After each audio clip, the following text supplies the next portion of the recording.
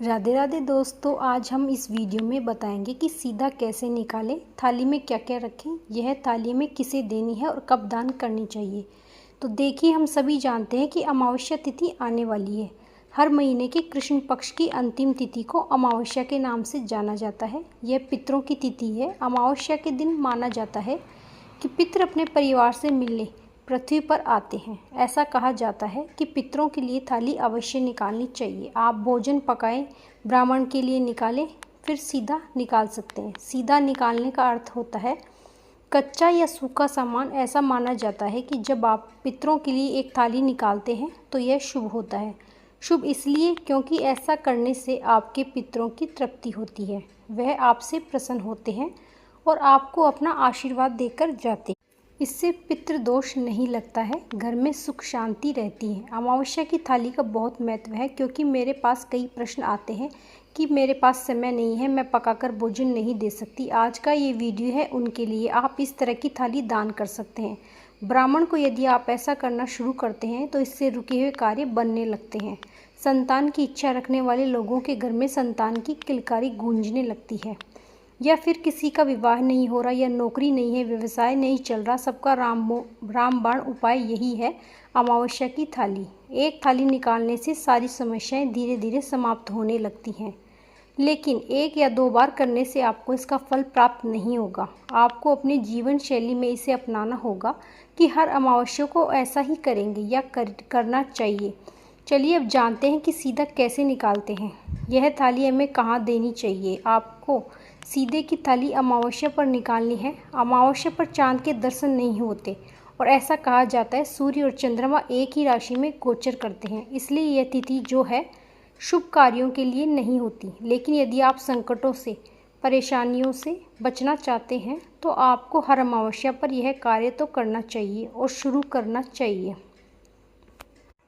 अमावस्या के दिन जल्दी उठें, घर की साफ़ सफाई जरूर करें, स्नान करें, पूजा के बाद एक थाली में लें।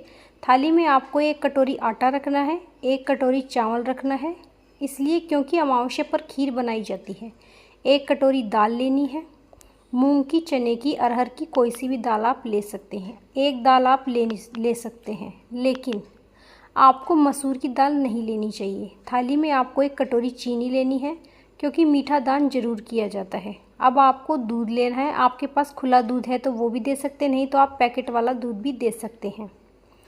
और नमक लेना है। आपको एक पैकेट नमक का ले सकते हैं या थोड़ा सा नमक भी ले सकते हैं। आप मसाले भी ले सकते हैं, यानी कि मिर्च है, सूखा धनिया है, हल्दी है, यह भी आप ले सकते हैं। आप आलू, टमाटर, कद्दू, तोरई, लौकी, बीन्स, इन सब्जियों का दान कर सकते हैं। लेकिन प्याज, लहसुन, शलगम, बैंगन आदि सब्जियों को रखने से बचना चाहिए। और सबसे ज़रूरी है दक्षिणा। आप अपनी सामर्थ्य के अनुसार दक्षिणा जरूर रखें। कहा जाता है कि पूजा की थाली में या पूजा में कोई कमी रह जाती है तो दक्षिणा देने से पूरी हो जाती है। घी लेना है। सारा सामान इस तरह से रखकर अब आपको इसे रखना है। अपने पितरों का ध्यान करके अपनी अंजलि में जल लेकर 3 बार थाली के ऊपर से फिराकर जमीन पर छोड़ देना चाहिए। अपने पूर्वजों से प्रार्थना करें, यह थाली आपके लिए है, आप इसे स्वीकार करें। जब थाली आप निकालेंगे तो बिना मुंह जूठा किए ही निकालनी, यानी कि आपको कुछ खाना पीना नहीं है। पूजा करके सूर्य भगवान को जल भी देना है।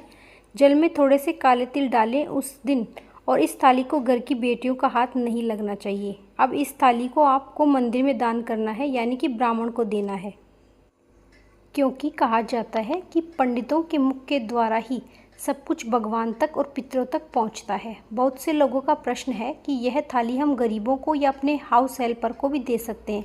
तो जी नहीं, यह थाली आपको मंदिर में ही देनी है। आप अलग से सामग्री गरीबों को वितरित कर सकते हैं, लेकिन अपने हाउस हेल्पर को दे सकते हैं।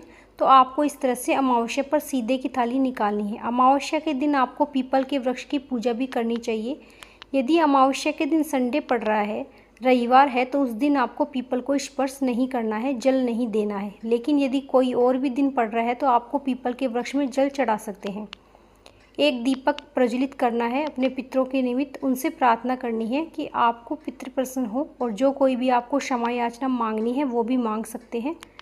अपने पितरों से की जाने अनजाने में मेरे से कोई भी गलती हो तो पितृ देवता हमें क्षमा करें। तो चलिए आज की इस वीडियो में बस इतना ही। अगली वीडियो में कुछ नई जानकारी के साथ और अगर वीडियो अच्छी लगी हो तो चैनल को लाइक, सब्सक्राइब और कमेंट में जय माता दी जरूर लिखिएगा। आप सभी को सर्वपितृ अमावस्या की हार्दिक बधाई। और अगली अमावस्या पर दिवाली होगी जो कि 20 अक्टूबर की है। राधे राधे।